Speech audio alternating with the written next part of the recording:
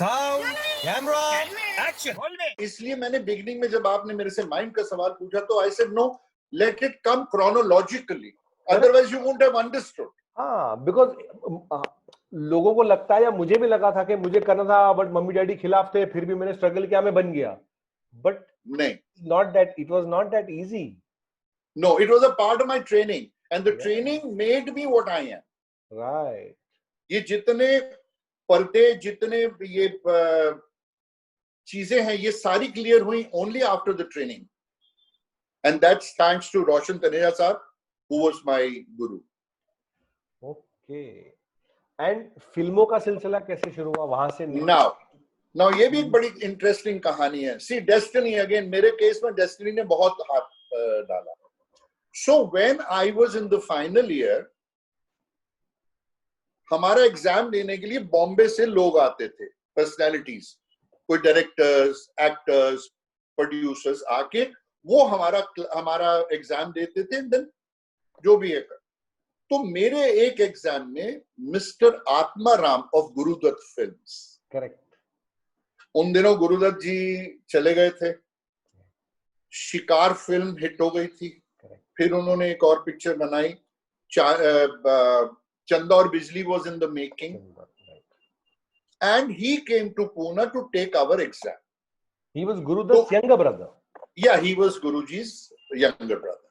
तो उन्होंने आगे एग्जाम लिया, एग्जाम खत्म हो गया, तो हम लोग उनके साथ साथ उन्हें कैंटीन में ले गए टू ट्रीट हिम, और उनको चाय वाय पिलाई, ये पिलाई। तो बातों बातों में उन्होंने कहा कि तुम लोग पास आउट हो रहे हो, पास आउट होने के बाद बॉम्बे आके मुझे मिलना, मैं एक यंगस्टर्स के साथ पिक्चर प्लान कर रहा हूं। ठीक है, आ जाएंगे।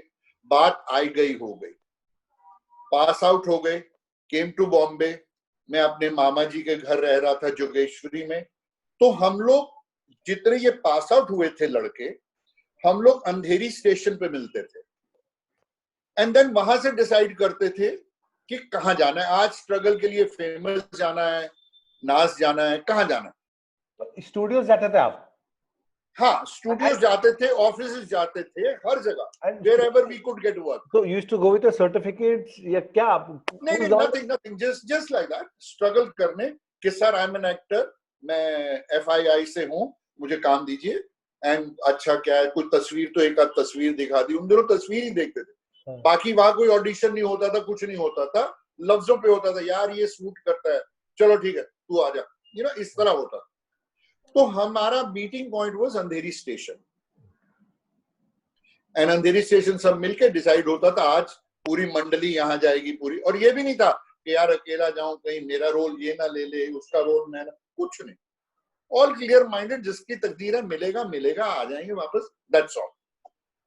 तो एक दिन हम लोग अंधेरी स्टेशन मिले, तो सबने कहा कि यार आत्माराम जी ने कहा था वो पिक्चर बना रहे हैं, तो चलो let's go and meet Natraj में आत्मा जी। बोला मैं नहीं जा रहा यार, मेरा मूड नहीं था, मैं नहीं जा रहा यार, आप लोग जाओ। बोले चलना है यार, ऐसा नहीं, मैं नहीं जा रहा। तो मैं जो खड़ी हुई थी अंधेरी से शुरू होने वाली ट्रेन, उसमें जाके बैठ गया।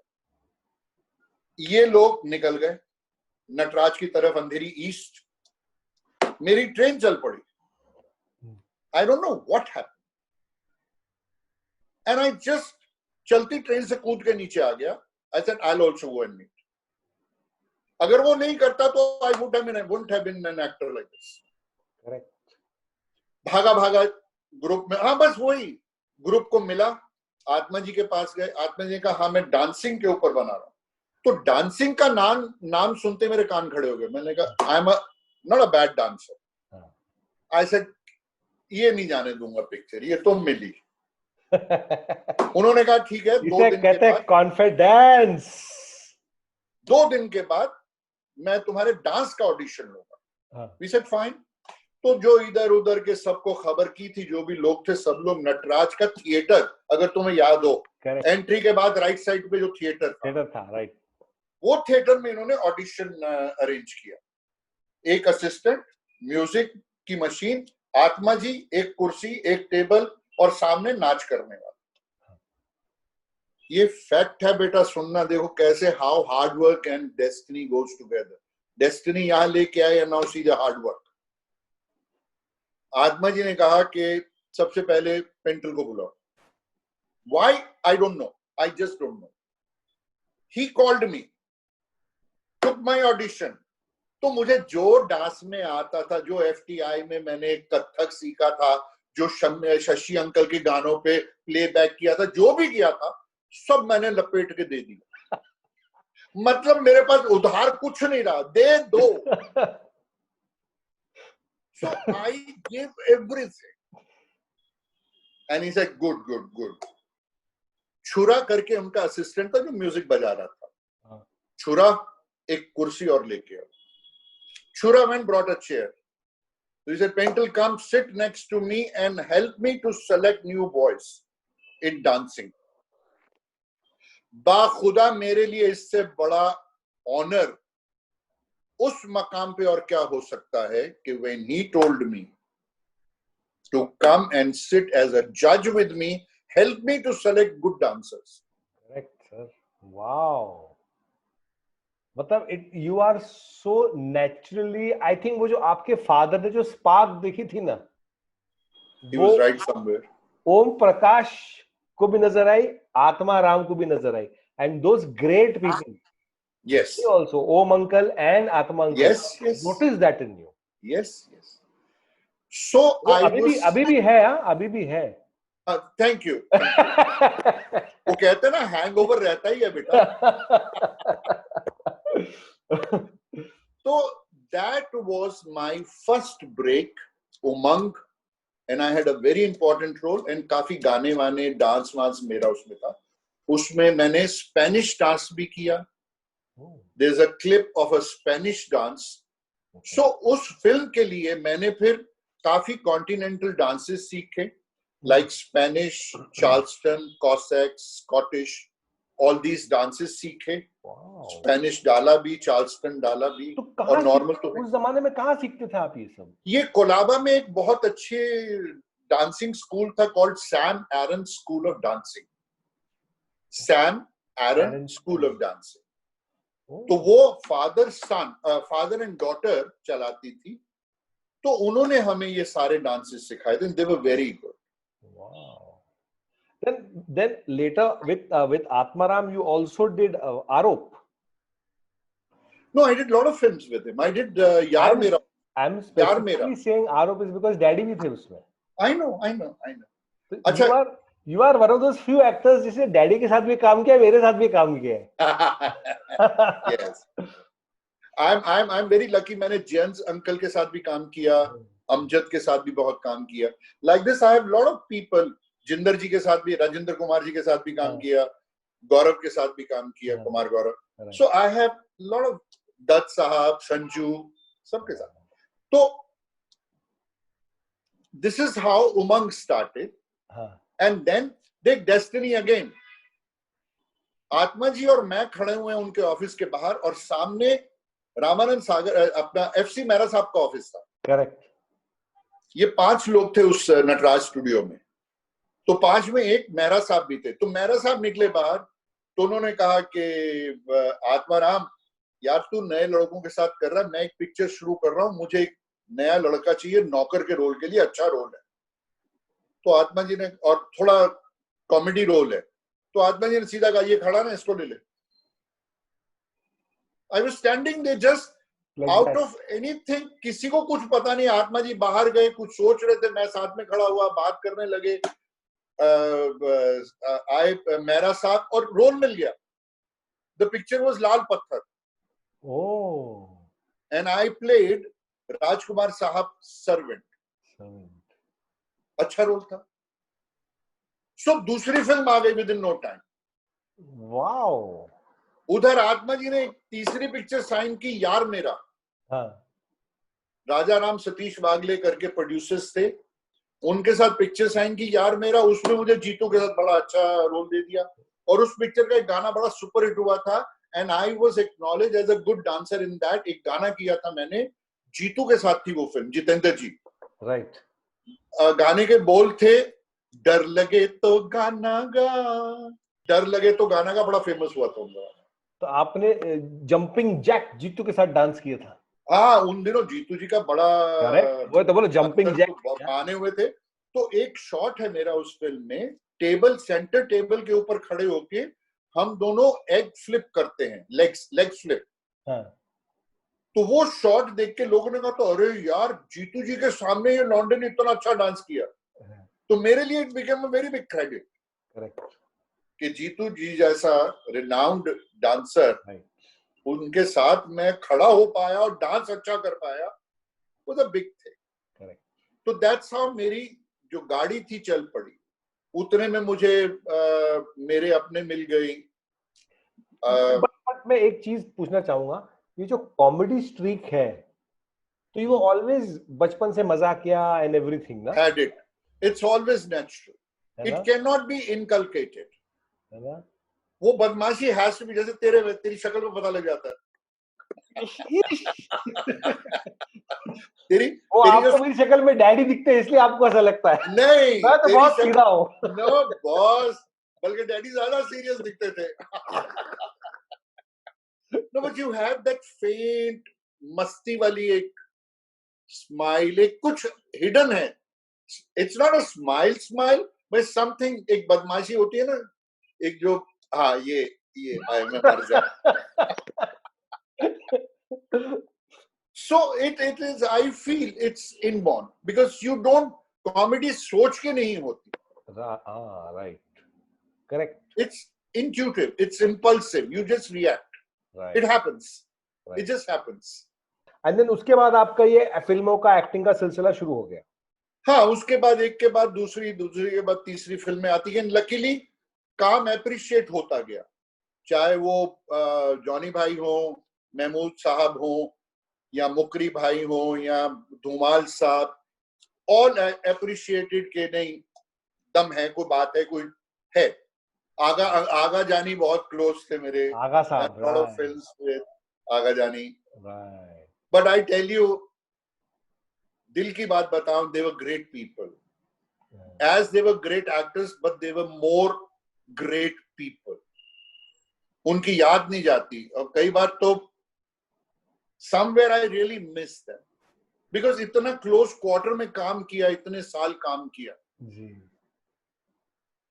बहुत मजा आया। I know, I'm grateful to God, बड़ी अच्छी लाइफ थी। डैडी का था कि वो टाइम, वो लोग, it was not the time, वो लोग अलग थे, जाने कहां गए वो लोग वाकई। करेक्ट। तो वही मैं, another thing that I want to get into, so what is the difference? आपने तब भी काम किया था, फिर आपने टीवी में बहुत सारा काम किया, आप आज भी काम कर रहे हैं, सो आपको फर्क क्या लगता है तब में और अब में? एक फर्क है, और वो बहुत बड़ा फर्क है। वॉच केयरफुली, उस वक्त सब कुछ यहां से होता था, आज सब कुछ यहां से हो। करेक्ट, बिल्कुल सही कहा आपने सर। उस वक्त न्यू कमर को, ये ओम अंकल, प्राण अंकल, ऑल दीज पीपल जितने थे, लेजेंड, देव साहब, राज साहब, आइकॉन्स, हाथ खोल के वेलकम करते थे। वंस दे यू न्यू कि you are worth it, you are good, मतलब हाथ फैला के वेलकम करते थे, गले से लगाते थे, खुले दिल से लगाते थे। कोई हिपोक्रेसी नहीं होती थी, कोई किसी का रोल लेने की बात नहीं होती थी, कोई किसी को नीचा दिखाने की बात नहीं होती थी, कोई किसी का रोल काटने की बात नहीं होती। It was, you have done a good role, you have done a good job, it should be added in the film because it's an added plus to the film. ये नहीं है कि अच्छा है काटो, अच्छा इसने अच्छा काम किया, मेरे से बेटर किया, नहीं। एक छोटा सा इंसिडेंट बताना चाहूंगा। एक पिक्चर बनी थी Kali Basti, I was doing a role with Om Prakash uncle. हमारा बस्ती का एक बंदा मर जाता है, we get emotional, and Om uncle रो रहे हैं, कैमरा वहां से मेरे पे पैन होता है, and I break down because I am supposed to be close to that character very much. और टच वुड, बहुत अच्छा शॉट हुआ। ओम अंकल ने उसके बाद बुला के मुझे कहा कि बेटा तूने बड़ा अच्छा रोल किया है, अगर कोई और दूसरा एक्टर होता तो शायद मैं इतना अच्छा करने नहीं देता, मैं कुछ ना कुछ गड़बड़ करके कट करवा देता है। सो दिस वाज देम, क्योंकि आपने अच्छा किया है, forget about me, forget about anything, film के लिए अच्छा है, You have done it. It should be there. It should be there. And सोचो ना, ओम अंकल इज द वन जो आपके पहले फैन बने थे. हाँ, but तब तक सब भूल जाते हैं, किसको याद है. नहीं, but they were genuine. They were genuine people. Right. They were people from the heart, ruled by the heart. Right. ये फर्क मुझे, I'm sorry I could be wrong according to today's thinking, but मुझे क्या लगता है कि वाकई उन दिनों दिलों का सौदा होता था, दिल से दिल मिलते थे. आज कमर्शियल एस्पेक्ट्स मिलते हैं कि नासिर किस पोजीशन पे है, कितना मेरे लिए फायदेमंद है मेरा रिलेशन उसके साथ, उस लेवल से. Correct correct. मैं द वे आई से इट ना सर, मैं बोलता हूँ कि पहले था कि इट वाज शो बिजनेस. या now it is show business. वो स्ट्रेस चेंज हो गया है, सब कमर्शियलाइज्ड हो गया है. और जब आप कमर्शियलाइज हो जाते हो तो प्रॉफिट लॉस तो होता ही है, फिर आप उसी हिसाब से सोचते हो, फिर आपकी थिंकिंग उधर हो जाती है ना. You get stuck with the only one um. पुराने जमाने में क्या था, लोग अपने घर के जेवर बेच के भी फिल्म के पैशन को पूरा करते थे. करेक्ट. वो क्रिएटिविटी थी. चाहे वो मुगले आजम हो या कोई भी हो. These are all the stories we have heard. Correct. Now I want to move into other aspects. आपने एक्टिंग भी की, फिर आपने एक्टिंग सिखाना भी शुरू किया.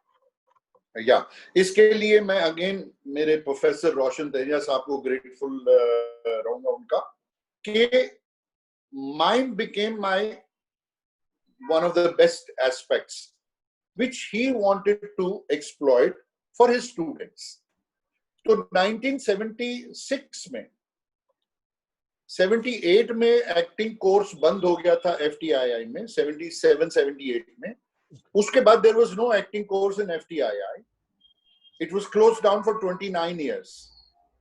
Then Mr. Roshan Taneja started a institute in 1976. I think 76 में बंद हुआ था. तो 76 में तनेजा साहब ने यहाँ पर बॉम्बे में इंस्टीट्यूट खोला था, एक्टिंग इंस्टीट्यूट, सी किंग होटल में, जुहू पे सी किंग होटल में, वहां क्लासेस होती थी. And then he called me to take mind classes. And 1976 में उस क्लास के बच्चे कौन थे, स्टूडेंट्स कौन थे बताइए, जहां मुझे माइंड के लिए बुलाया था? Hold your breath. Yes. Anil Kapoor. Oh my God. Gulshan Grover. ओहो. मजहर खान मरहूम, मदन जैन, सुरेंद्र पाल. सुरेंद्र पाल. He looks ancient but है छोटा. I can't imagine him young. तो इन लड़कों के साथ, इन एक्टर्स के साथ मेरा टीचिंग करियर शुरू हुआ. And within no time I felt कि this is again a very big passion for me. Teaching makes me very happy and it became my passion. तो एक्टिंग, टीचिंग, वहां से मुझे ये एहसास हुआ कि is my passion. I enjoyed teaching. तो मैंने इधर उधर शूटिंग, इधर उधर सिखाना शुरू किया, बट इतना ज्यादा नहीं कर सका बिकॉज मेरी मसरूफियत फिल्मों में बहुत थी और मैं स्टेज शोज ऑर्गेनाइज करने लगा ऑल ओवर द वर्ल्ड. उसकी वजह से बिजी रहा. तो इन चीजों की वजह से पढ़ाने में कम समय दे पाता था. बट मैंने फिर भी 12 साल नमित किशोर के यहाँ क्लासेस ली, ऑनररी क्लासेस लेता था, because his classes used to happen above my floor only. Okay. I'm on the first floor. His classes used to happen on the third floor. तो आप प्रॉपर एक्टिंग सिखाते थे या आप तब भी माइंड ही सिखाते थे? नहीं. Then I switched on to proper acting. Okay. Because जब मुझे लगा कि I can teach and I'm a good teacher, तो then I started teaching all the aspects of acting. Okay. फिर माइंड थोड़ा पीछे रह गया बिकॉज मुझे ये लगा कि माइंड में बच्चे इतने ज्यादा इंटरेस्टेड नहीं थे. So that took a little backstage.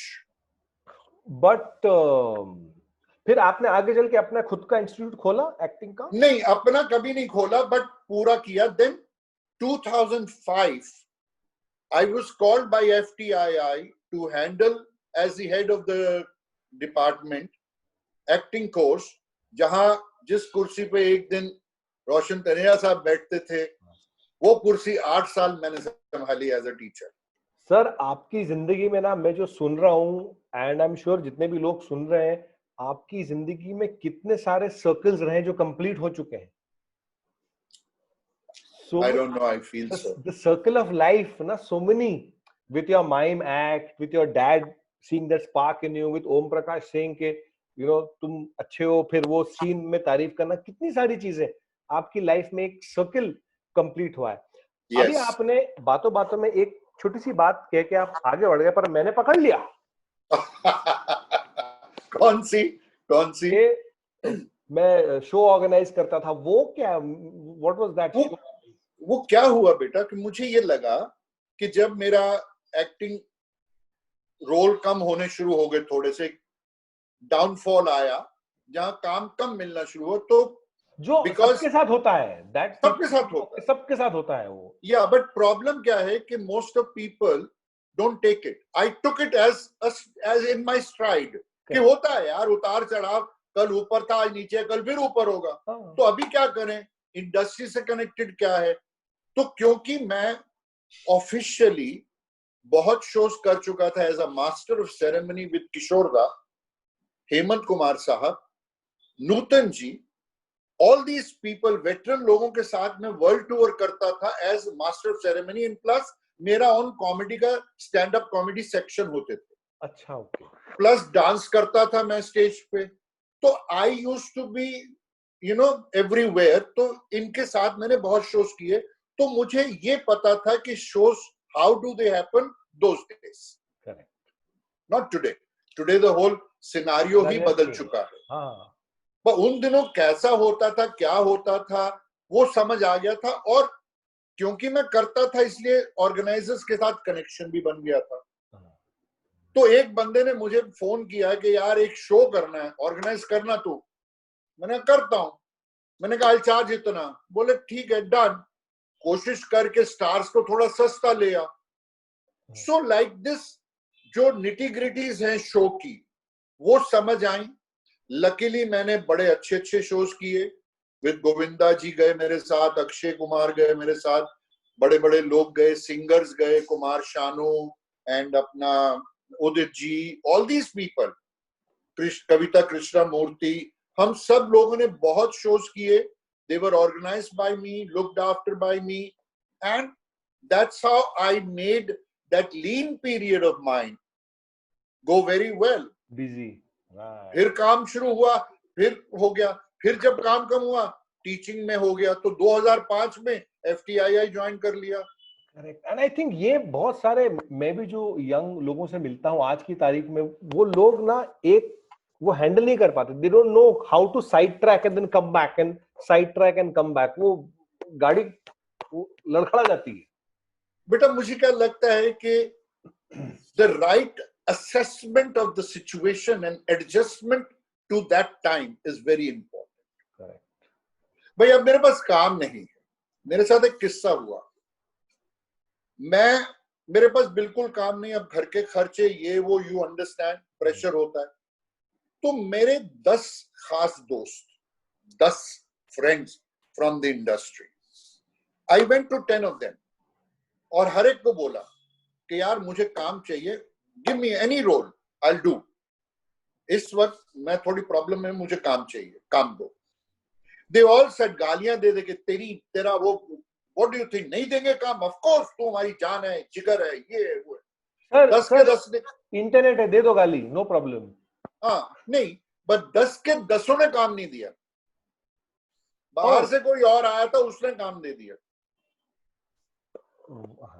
सो अगर मैं उस डिप्रेशन को लेके बैठ जाता कि यार मेरे 10 दोस्तों ने मुझे काम नहीं दिया, तो मेरा तो कुछ भी नहीं हो सकता, मैं तो गया, it could have taken me to a different thing. ऐसे कोई बात नहीं, नहीं दिया तो ना से ही यार, हाँ, हम फिर से नीचे से काम करेंगे, फिर शुरू होंगे। तो ऐसे मौकों पे the right assessment of organising a show और डूइंग माइंड शोज और teaching or doing production or doing anything. I have a production house. I make TV serials for Doordarshan. I do everything. So you have to assess your situation, understand it, adjust with it, and then decide what course is right for you. Because at that particular time, at that particular moment. correct. Because वो moment बड़ी जरूरी है. ये बड़ी thin line है. या तो इधर गए या उधर. Correct. So you have to be careful and you have to be एक fighting spirit होनी चाहिए. Right. Right. Because easy way out तो बहुत available. बहुत available. मैंने ना आपकी इतनी पूरी जर्नी में मैंने आपके शौक, आपके hobbies, what were those things? मुझे जो लग रहा है वही माइमिंग, वही फिल्म मेकिंग, टीचिंग, so यही है. These are also your hobbies. These are my hobbies also. Wow. Because मुझे कहीं माइंड लगता ही नहीं है. बहुत ज्यादा हुआ तो बिलियर्ड्स खेलता था कभी कभार. यही सीकिंग में शुरू हुआ था. अमजद भाई आते थे, फिरोज भाई आते थे, मैं, एक नाग साहब हमारे कैमरामैन नाग साहब, इन सब के साथ वो खेलते थे. फिर कभी टेबल मिली नहीं मिली, फिर काम में बिजी हो गए, फिर सर्वाइवल में बिजी रहे, फिर लर्निंग में बिजी रहे, फिर राइटिंग में बिजी रहे, कभी कोई कहानियां लिख दी, कभी कुछ कर दिया. So I was only concerned with this life. तो मेरी हॉबी का चांस ही नहीं मिला बेचारी कोई बाहर से आ सके. बेचारा भी हो सकता था. हाँ नहीं, बस सॉरी.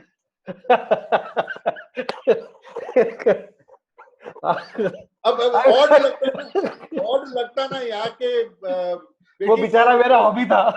बेटा पुष्पा इधर आना. अब हॉबी को तो बेचारी ही आएगा ना, बेचारी हॉबी, बेचारा हॉबी नहीं बोल सकता. तो आगे बढ़ने से पहले एक, बिकॉज इतनी सारी और बातें करनी है आपसे, तो we will be coming back very soon, इसके बाद ही with another part. So keep watching unlocked Bollywood on Nasir Naper TV.